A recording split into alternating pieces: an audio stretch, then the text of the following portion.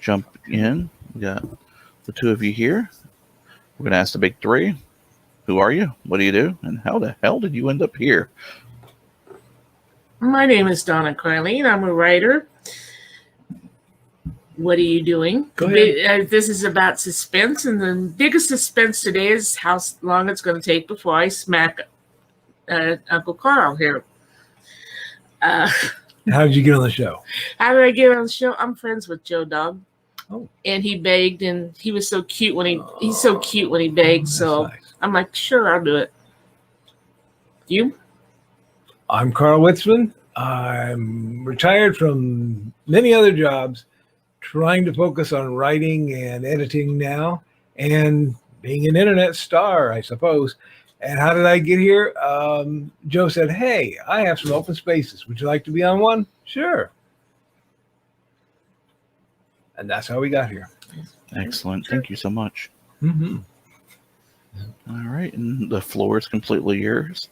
We're going to pop questions up when they come in. And oh, yeah, please do. And just lead the way. Okay. The hour is yours. Go ahead. All right. We want to talk to you today about suspense. Ooh. Yeah, you like that? Shiver, yes. All right. Suspense is essential in almost all works of fiction. True. And sometimes even in nonfiction, but mostly in fiction. And we're going to talk about examples from not only horror and sci-fi, but how it can apply everywhere. Even romance can have some suspense in it. You took my book. Did I take your book? Yeah. Oops. Okay. Anyway, don't worry about your book, because your book is right as far away as my finger here. I have written a book, which I will talk about, The Mad Gasser Cheerleader of Calhoun County. Ooh. Based on some true events, which I fictionalized and made a little bit more suspenseful, hopefully. True. Put it in a different place so no one would know.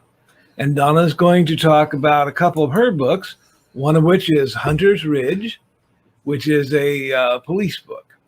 Crime drama. Crime drama. She's also going to talk about one of her other books, Lies of the Past. Another crime drama. Okay. And Lily Monroe, or The Seduction of Lily Monroe. Historical romance. Yes. Actually, it's sex, but we'll go with historical romance. Well, yeah. You got to leave something in there for suspense. I'm just teasing. Anyway, so, suspense is everywhere. And stretching out that thought to get that person by surprise is what it's all about. Sometimes Kyle the other night was talking about how horror shows often break up the stress with a bit of humor. Mm-hmm. And that is necessary sometimes, because if you had only suspense the whole time, only excitement, it would be like riding on a roller coaster that only had those good bits in it. And by the end of the ride, you'd be dead of a heart attack.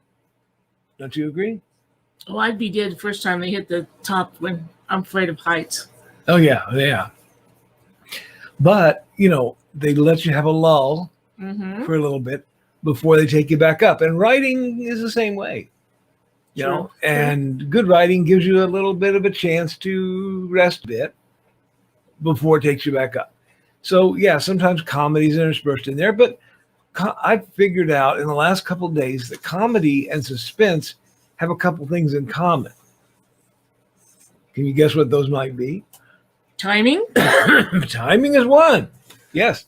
Another can be the misuse or the misdirection from the words. True. Two blondes walk into a bar. You'd think one of them would have seen it.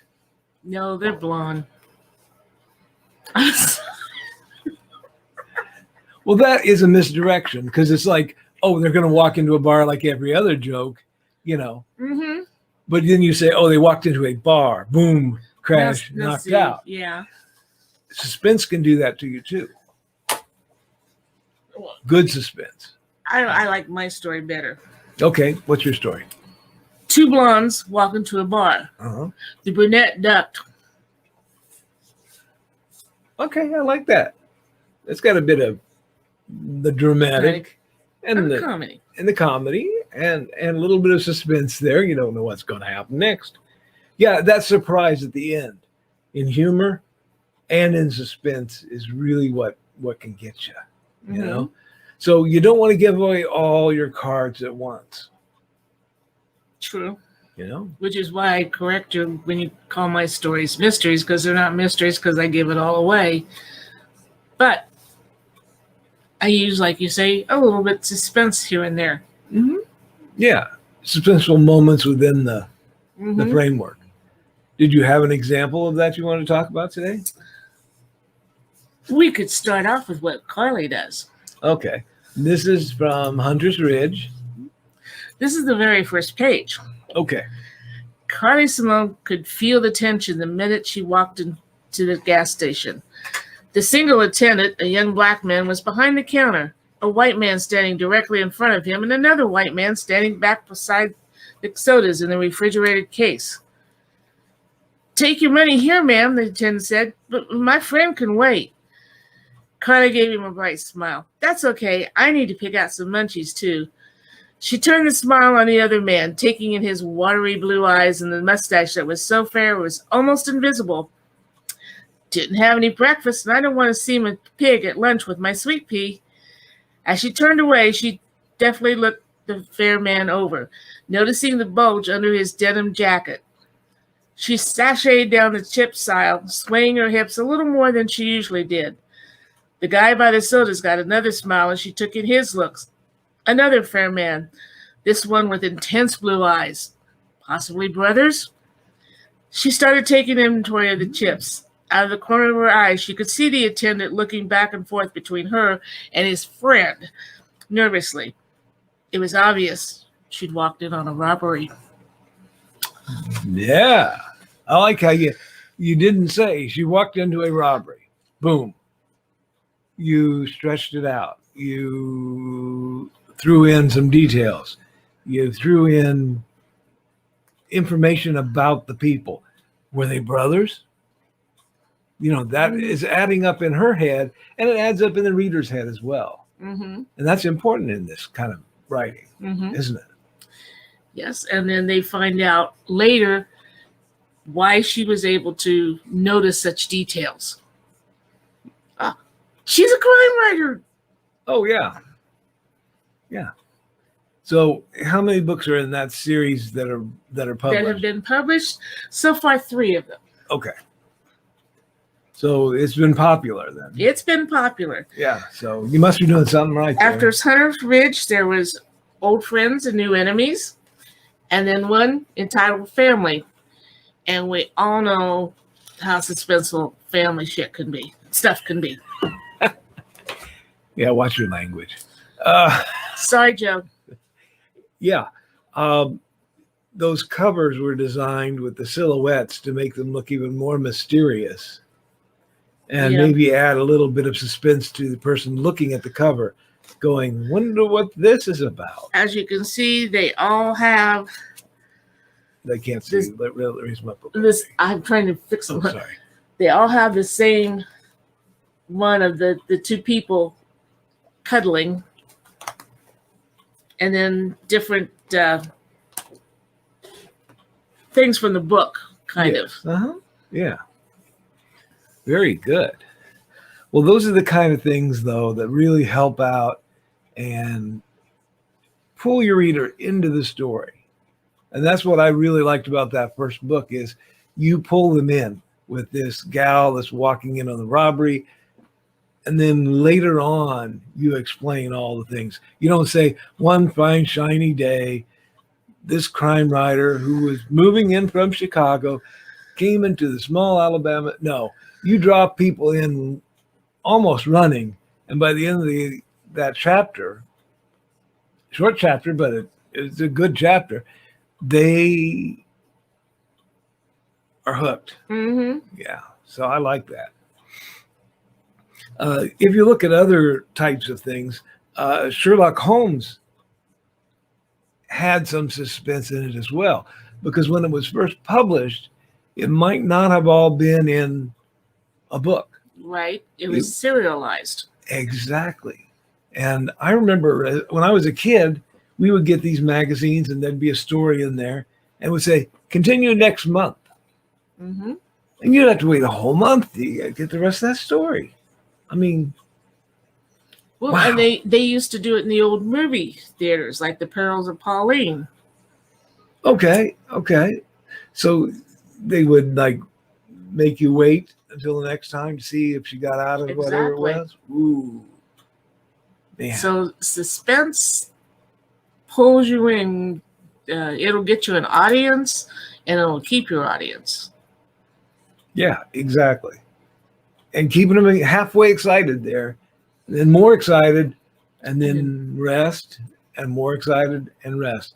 And it's a balancing act. And sometimes we'll have to go back and rewrite something a couple times to get that balance correct, won't we? True. Yeah.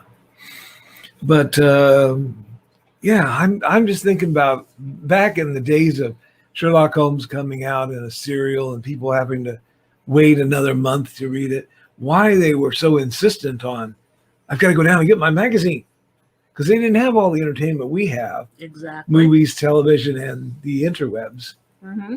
They had... It wasn't all at the tips of their fingers. Right, exactly, yeah. So they really had to hunt for their entertainment. Okay, I have a small example from my book again, The Mad Gasser Cheerleader of Calhoun County. This was based on a real event. Down in Mattoon, about the time of World War II, there was a guy who would go in and he was actually pumping gas into people's homes and making them semi-conscious, kind of where they couldn't move and they felt numb. Nobody ever figured out why. He always ran away from the scene.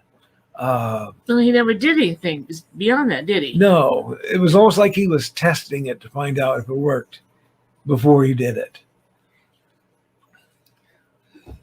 I took that information.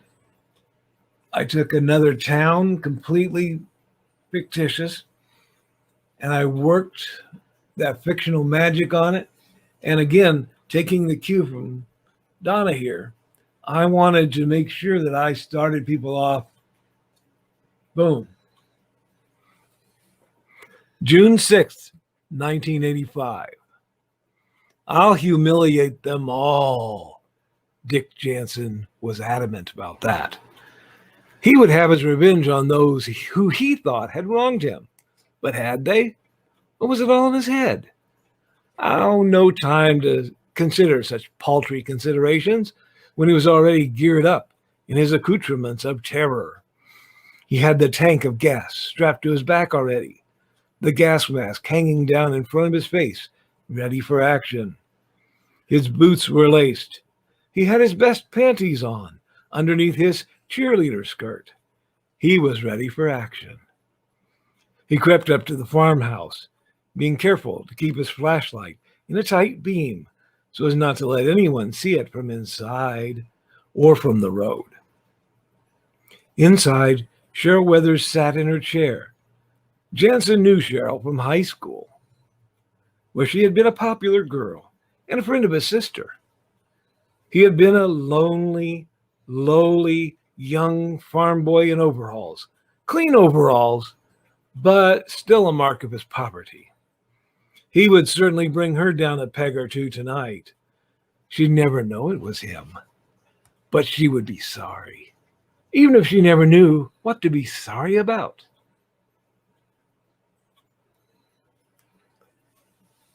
Now, Yes. it goes on, but there's no non-consensual sex or anything like that in the book, okay? So don't anybody get too excited. But yeah, that's how I started that out, thinking that maybe that'll, get everybody excited, blood pumping. Why is this guy carrying gas? Why is he dressed up like a cheerleader? Why is he wearing panties? Exactly. Suspense. There's another part of this book where he goes to another residence and there's a dog. Because I thought in these small towns like this is set in, somebody's going to have a dog. Even if it's not their dog, it's going to be the neighbor's dog or whatever. Knowing the town as he does, he has gone by every day, shaking a box of dog biscuits, and when the dog runs to his car, he gives the dog a dog biscuit. He's done this for weeks. So the night that he decides to attack that house, he starts shaking the dog biscuits in the backyard. And the dog shuts up and takes the dog biscuits, which now have a tranquilizer in them to make him go sleepy. But did I want to explain all of that?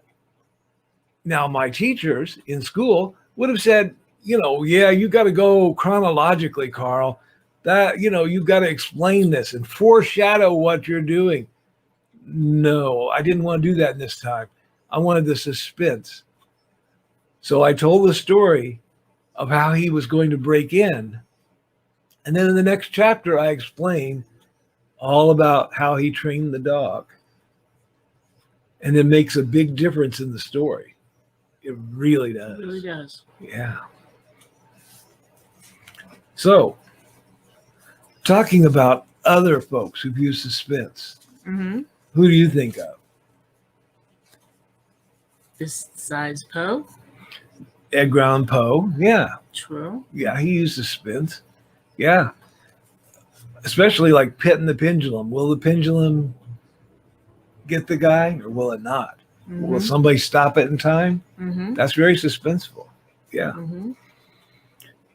One of my favorites, the scripts of Alfred Hitchcock. Now, he may not have written original stories of all of his movies, but he had something to do with those scripts. And even the stories that I've read, he made them more suspenseful. There's one, I think it's called The Saboteur. And this guy is supposed to deliver this bomb somewhere. And the car doesn't show up for him or something. So he takes the bomb on the bus with him. Now it's on a timer. He's got the bomb sitting beside him. And along comes a little boy who sits down beside the bomb. And then his mom. And they're in the movie, they're looking back and forth between everybody. But you can feel the suspense as the guy is looking down at the package going, don't go off early. Don't go off early. And wondering and looking at his watch repeatedly. That is suspense. That drags your reader right along. Another one I liked was The 39 Steps. It's not one of his well-known works, but very well done. At one point, the guy has to change clothes. Okay? And you think, yeah, well, that's just to avoid detection because the police are after him. Case of mistaken identity, but still, he's got to be careful. So he's, in fact, he's going to the local police because the other police that are after him are not on the right side of the law. It's very convoluted. Which adds to the suspense. Exactly. He's running across the moors. Somebody shoots at him. He falls down. Is he dead? Or is he just hiding? As it turns out, inside the pocket of the coat that he's borrowed is a hymnal. And the police officer looking at it goes, some of those hymns are mighty hard to get through for me too. It caught the bullet. But we don't know that until like minutes later. There's a whole scene in between there where we think he's dead. And we're thinking, okay, where's he going to go with this plot now? Hitchcock was a master of suspense. Oh, yeah. Psycho. North by Northwest. Oh, North by Northwest is, yeah. Mistaken identity again. A bellhop goes through looking for somebody. Cary Grant needs to send a message. He holds his hand up for the bellhop. Somebody watching does not see that somebody else also holds their hand up for the bellhop. That's the real spy. So now the bad spies are after Cary Grant. So what's going to happen? They chase him across the country. And in a crop dusting plane as well. That's suspenseful. So yes, you've got to drag your reader along and say, come look at this scary stuff I've got for you to look at. And then drop it back down. Mm-hmm. Okay, get on the bus, go to the next adventure. Yeah. True. Yeah. Talk about suspense. In Psycho, did you suspect the mother was the killer?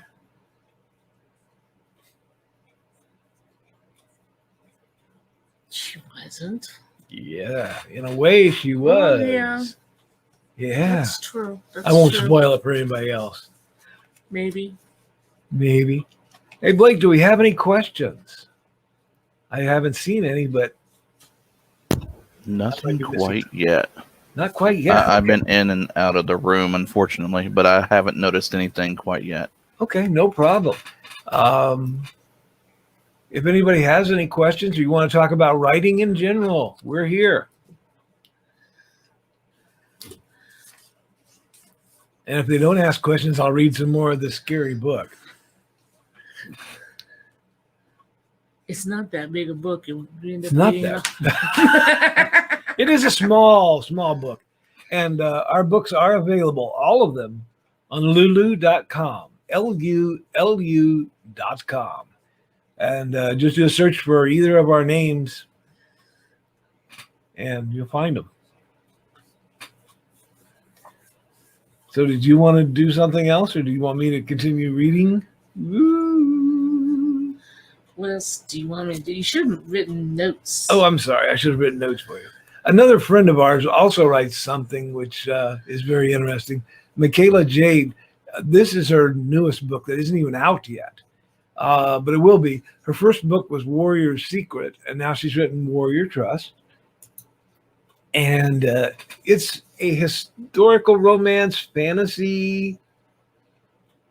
Yeah. It's hard to put it in a genre, really. It is, but yeah. it's extremely well written. Mm-hmm. And it has suspenseful pieces in it too, doesn't it? Mm-hmm. Yeah. I'd like to find out what happened to that guy they captured and chained up. Suspense. When you're selling a book, you need a little suspense too. That's true. Like on the back of this book, to try to sell it to folks, it says, Dick Jansen is on the search for revenge. He wants to humiliate his victims, but he ends up humiliating the entire town. Can he be stopped? Will the little town ever be the same again? Yeah. That is suspenseful.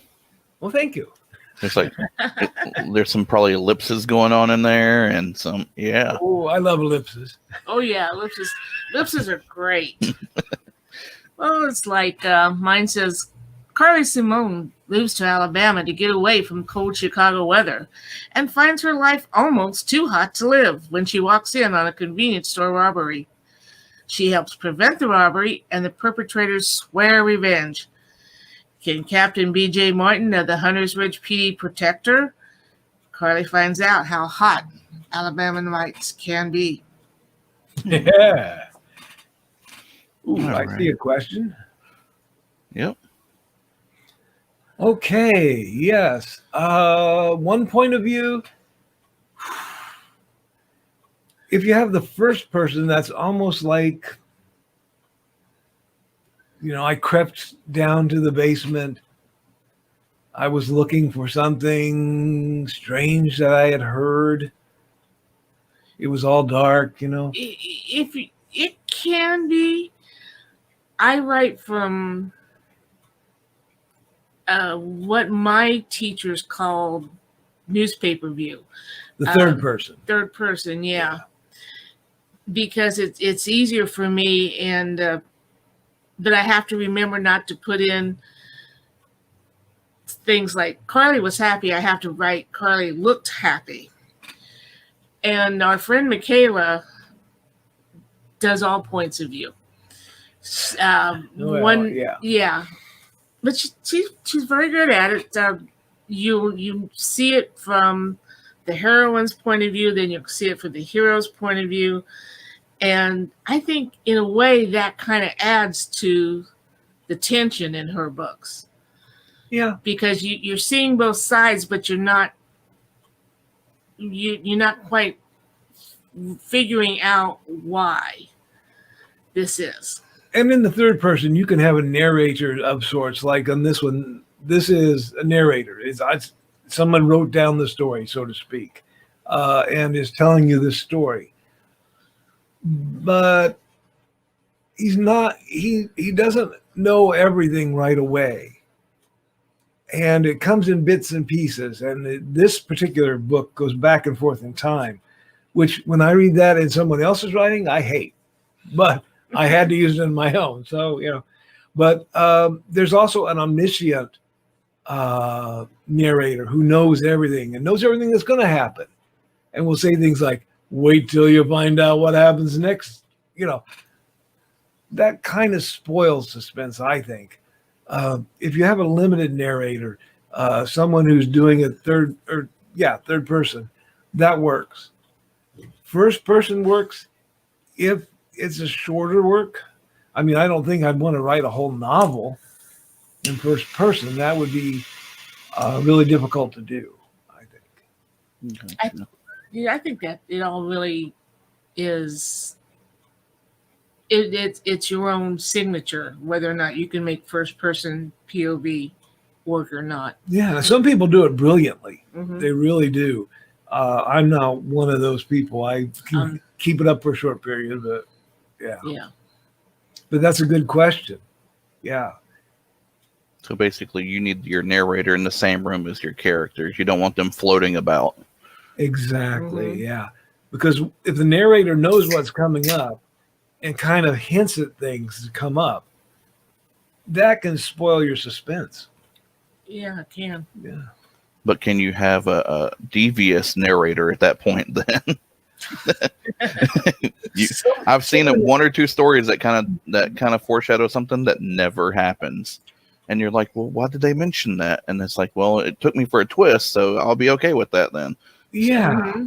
Someone asked in another forum, they said something about, do you have a reliable narrator?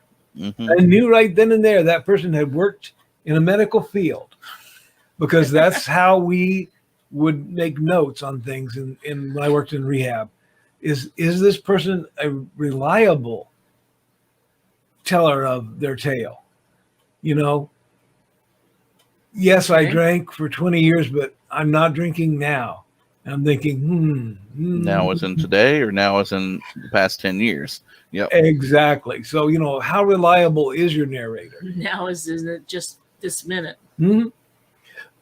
One of the greatest old-time silent films of horror and suspense, The Cabinet of Dr. Caligari.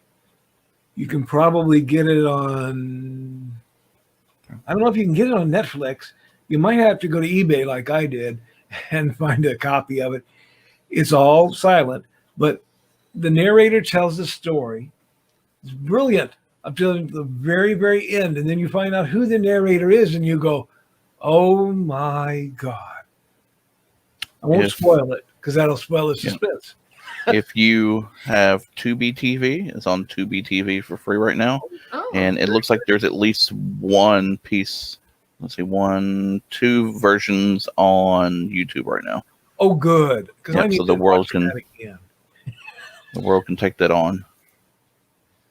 Yeah, But the Cabinet of Dr. Caligari. one thing I do think might note right now that suspense doesn't always mean horror. You don't always have to be frightened to have suspense.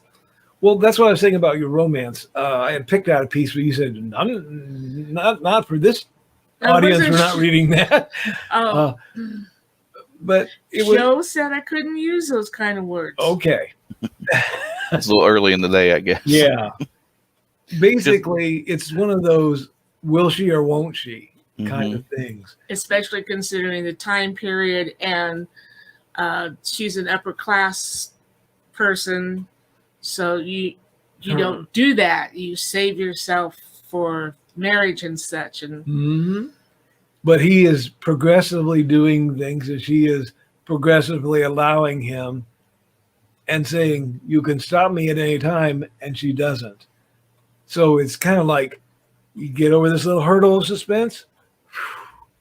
Now, what's he doing now? Oh my gosh, he won't allow now they're that. safe. Yeah, now they're safe as a couple, but for how long? Who's going to come after them? Yeah. And so you give them those little tidbits, like piece by piece. Yes, exactly. It's like those Reese's Pieces candies.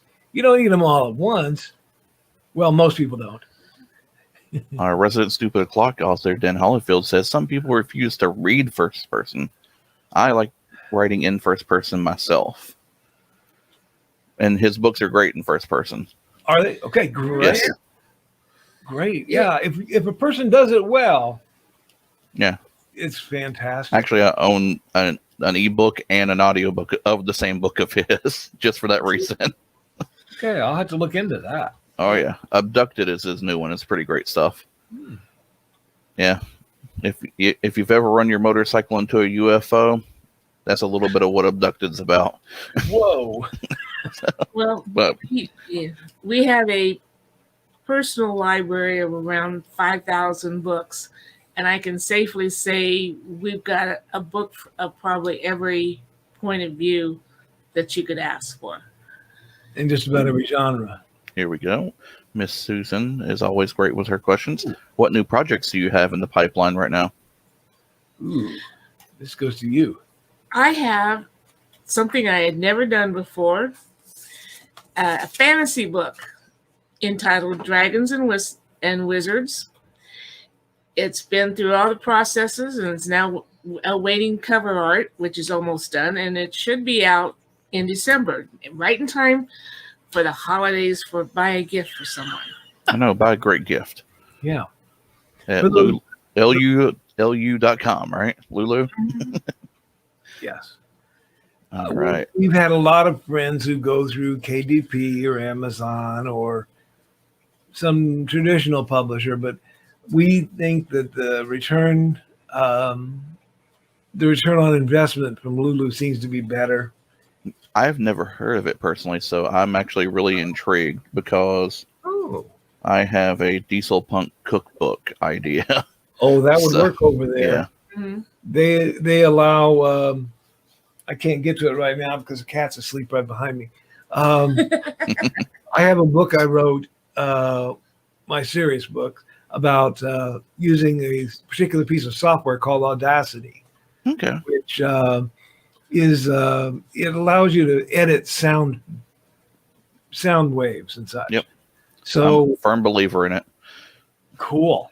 Podcaster for years. Mine was a few versions back when I wrote the book. But inside it, I was able to include screenshots and put them where I wanted to in the book, which is very important if you're demonstrating some technical thing, or if you're doing cooking and you want to include a picture in there, and Lulu was very good about that. I found a few places where if I had too many things on one page, it would throw it off to the next page, and I had to go back and fix it. But they were very good about that. And Susan said, thank you. You're very welcome.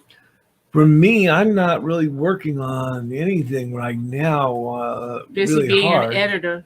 I'm working on being an editor, editing some of hers, editing some other folks.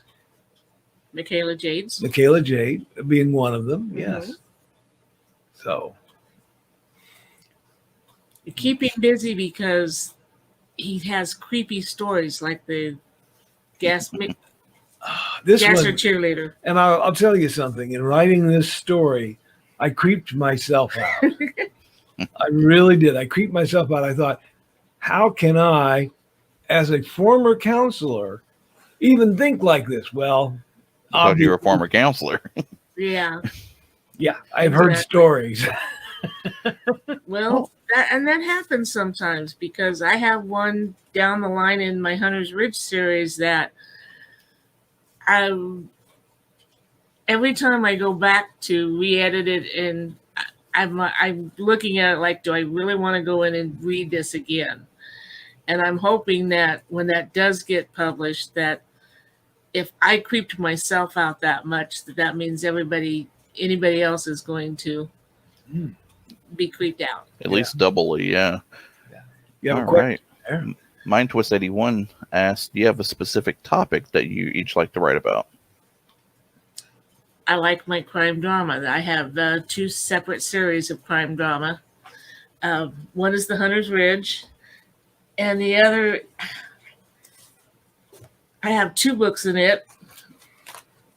Walls and Lies of the Past, about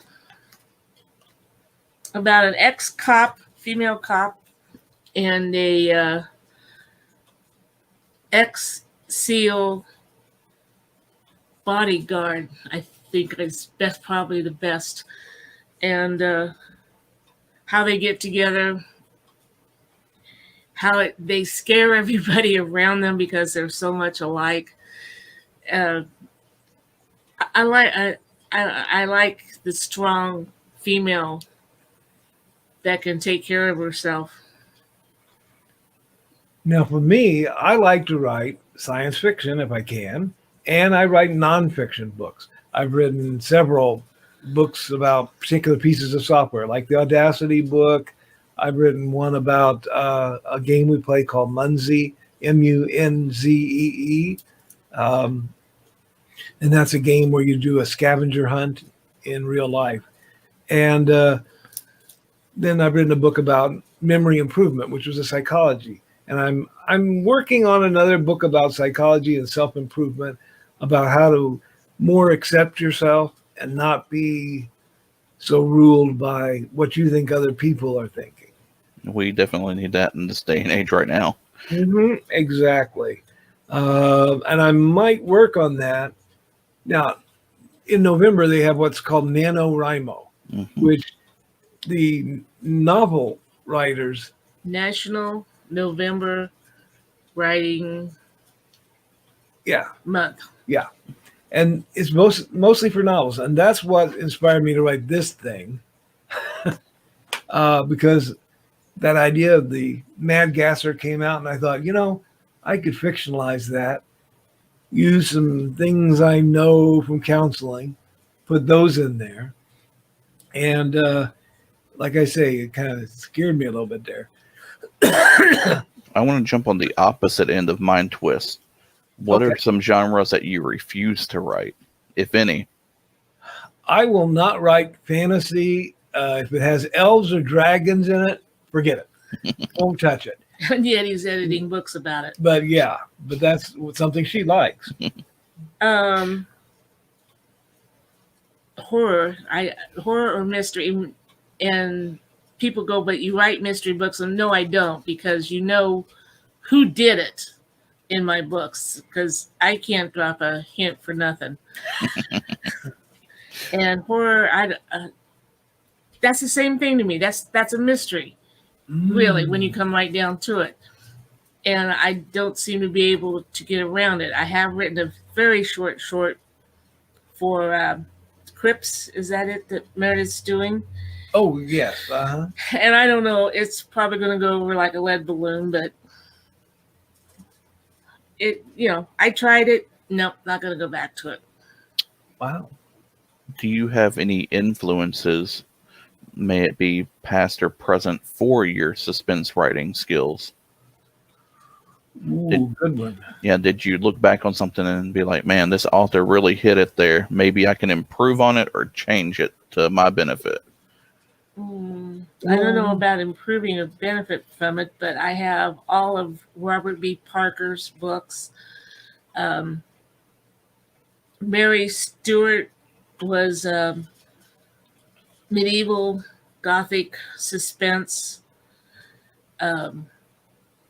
Phyllis Whitney, Agatha Christie, of course. Oh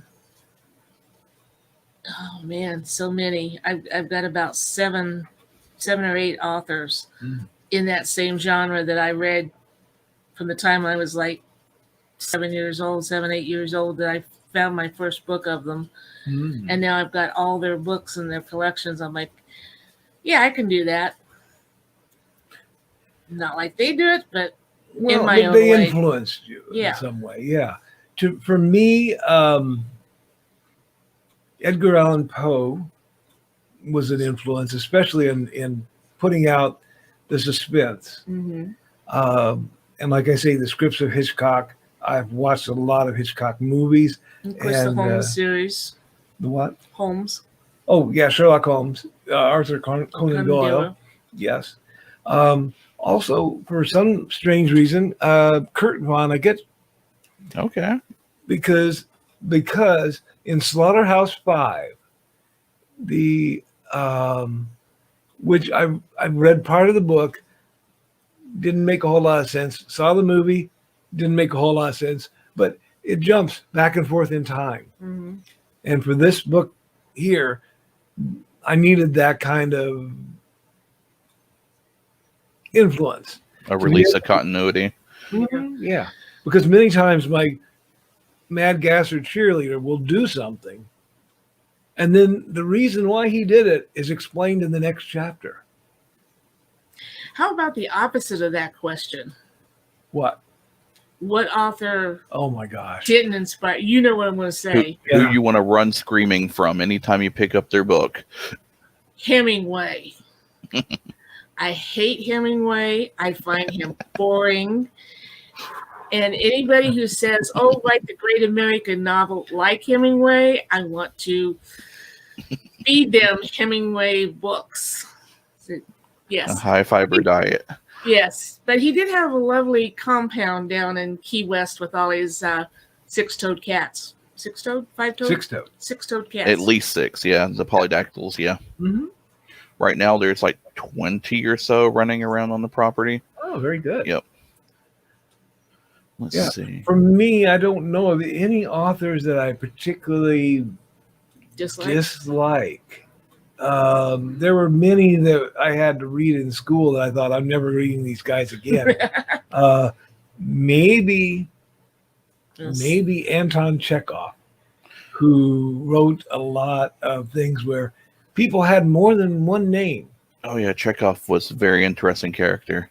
Well, in Russia, people often have more than one name.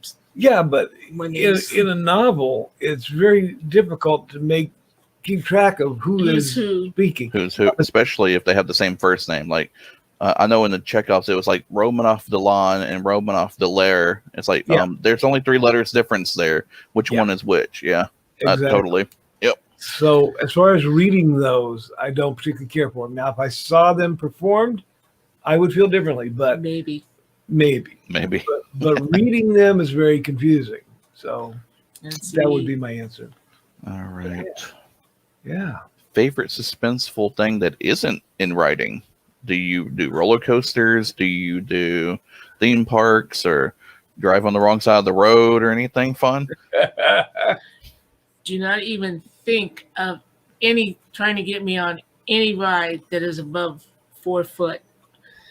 I have a tremendous fear of heights, which I discovered at the top of the Sears building in Chicago, which was so much fun. Yeah. Yeah, and Susan said same problem with Tolstoy. Yeah, definitely. Exactly. Tolstoy was the same way. And,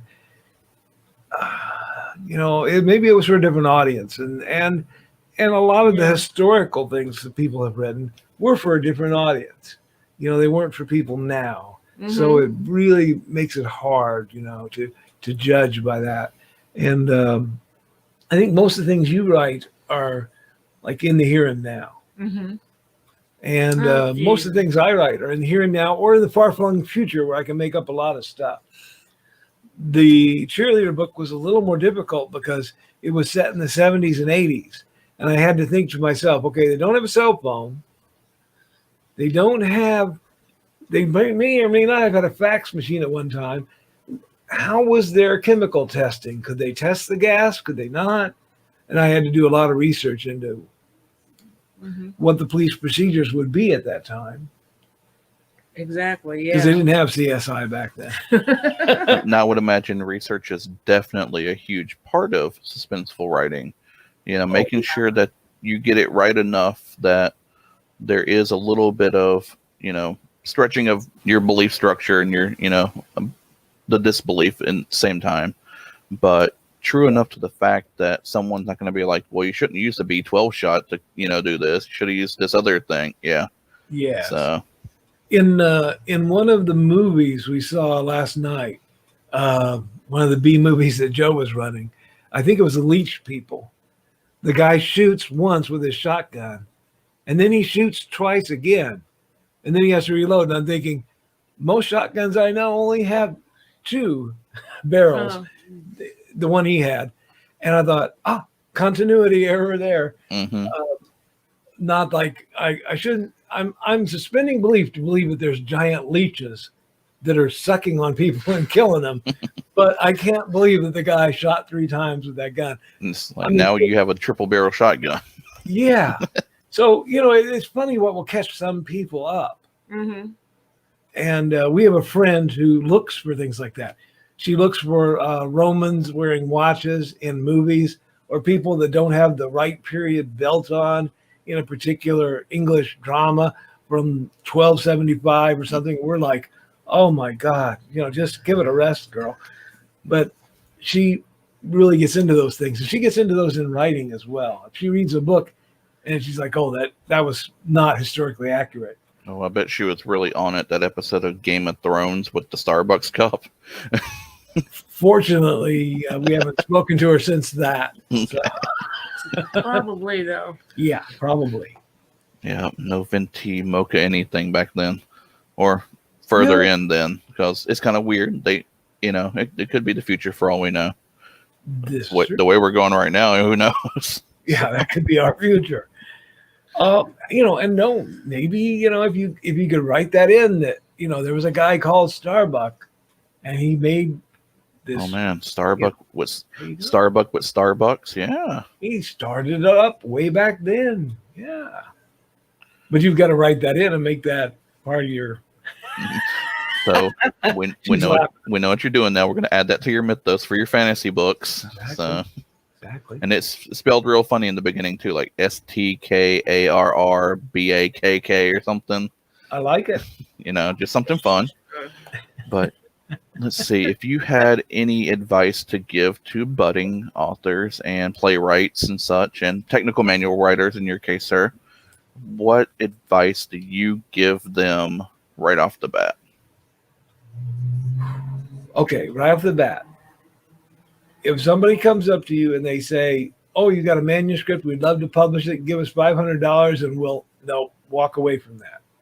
Walk away clean, yeah. We've seen so many people get ripped off by those kind of people, and definitely not. We had a friend in our local writers group who had her book published by Vanity Publishing, and she was our friend, so we bought the book.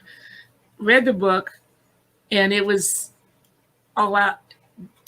It was out of order. Yeah, totally, the totally, chapters were all mixed together. And it would have been some really interesting. It was not only about her family, but her husband started a factory here in town that was aerosol. They did the aerosol cans.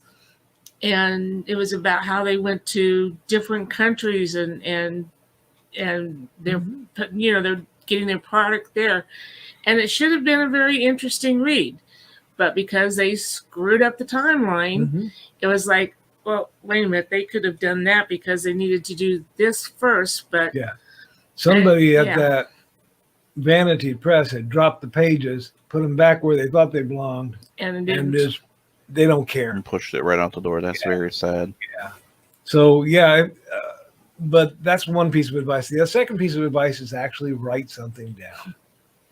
We have had so many people come up to either one of us and say, oh, I'm thinking about becoming a writer, or I'd like to be a writer, or I've got a story. And we say, what have you written? Nothing. Oh, okay. Yeah, you're not a writer. You want to be at that point. To be a writer, you have to write something down. And once you get it down on paper or in electronic format, you are a writer. The next step is to become an author and be published. But, one step at a time. Get it down first. Yeah, and one of the things we did go through. A question. No, go ahead. Feel free to jump in. We still have like 8 minutes. Okay, one of the things that we did go through with our beginning writers in our writing group was, I want to be a writer. And I'm like, you are a writer. You've written something down. What you want to become now is a published writer. But you have to get in your mind, I am a writer. And I think that is as important as actually doing it. All right, Miss Susan steps into the realm once again. Do you ever test, unquote, a suspenseful passage with another reader to see if it has the intended effect? Exactly. Yeah. That's one of the benefits of living with another writer. And it doesn't have to be like, here, read this. What do you think? Sometimes we'll test things out verbally, like, hey, I was thinking about this. And, at dinner, we'll rattle something off. And the other person will go, yeah, but it would be better if they did it this way. Oh, that's good. I'll write that down and make a note. So you can help each other if you have a reader who will help. And it is helpful to have somebody who is another writer or who has read a lot of books, who will know the difference, because your family will say, oh, that's nice, sweetie. That is a great novel you wrote. Yeah. And I come from a family of non-readers, many of whom are proud to be non-readers. That's sad. So, yeah. It's like, oh, that's nice, Donna. Yeah. Speaking of suspense, we met with another writer friend of ours one time, and the three of us are going through this grand hotel in Grand Rapids, Michigan. And there's this balcony. Oh, no, we were on the second floor, and you could look down and see the first floor. First floor with the fountain. Yeah. And this beautiful statue. Yeah. And it had a fence around the fountain with these nice little spikes. And the statue was holding a lance. And my friend was also a crime drama writer. And we're up there going, do you think you could fall and land on that? Or would you have to be pushed? And how hard would you push somebody? Or would you have to actually throw them to land on the lance? All of this possibly within hearing distance of poor innocent passerby. I walked far away from those two gals. But I didn't want to be tested on. But Susan, they would test each other back and forth. Hey, how does this sound? He was pushed and fell 7 feet onto the spike. No. No. He distanced himself quite a bit from us. Another time we were in the library, I had a frozen body that I needed to know how long to thaw it out before you could do the autopsy on it. And I'm looking in books, and he comes up and he says, did you find anything? And I'm like, no, I don't know how long the body's going to have to defrost before I can cut into it. And I hear this scuttle at the end, and at the end of the table is this Oriental couple who overheard us, and they're moving very quickly to get away from me. Yeah. Yeah, that's definitely a writer's conversation. Yeah. All right, exactly. it is about time to close up because we do have to like flip the stream up on its head and then put it back on its feet. So go ahead and plug where your books can be found, and Okay. we will be seeing you very soon. All right. Thank you. We are both available on lulu.com, LULU.com.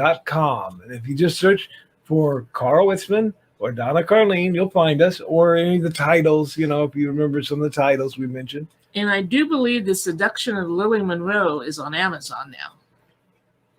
Isn't it? It's either on Amazon or I think you can get it at Barnes & Noble too. Really? Yeah, how about Cool. that? Very So, nice. You're moving Yeah. up. Yeah, it was hard to find on Lulu because it's rated X on Lulu for some reason. I wonder why. All right, thank you two so very much. Thank you. Thank you.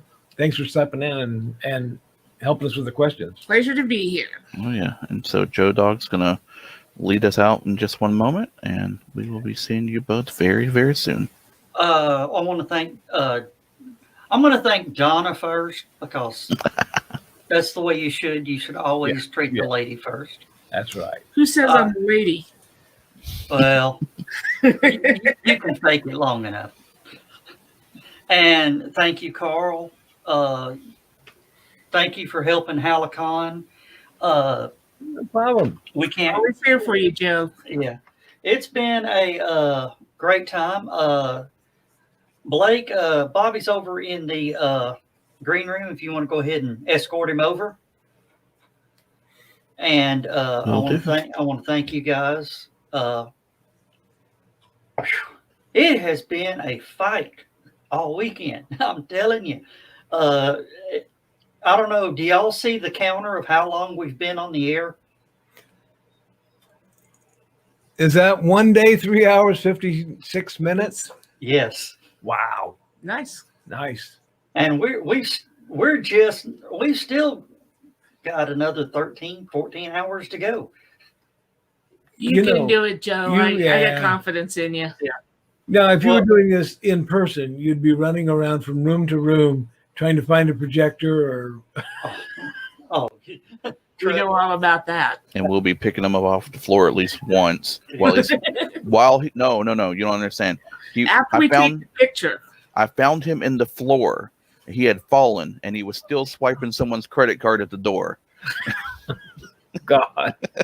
That is my Joe Dog that I love so much. Yeah.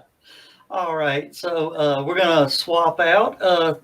I see Bobby's already backstage ready to run out. But, Bobby, we got to do a stream swap. So it's going to be just an extra minute or two in the process. Yeah, thank y'all. I'm sorry, advertisers. We ran a little long, so we're going to miss the commercial breaks. And we're going to go ahead and I got to find my coffee mugs. Where's my coffee mugs? All right. We'll be back in just a few minutes. Okay.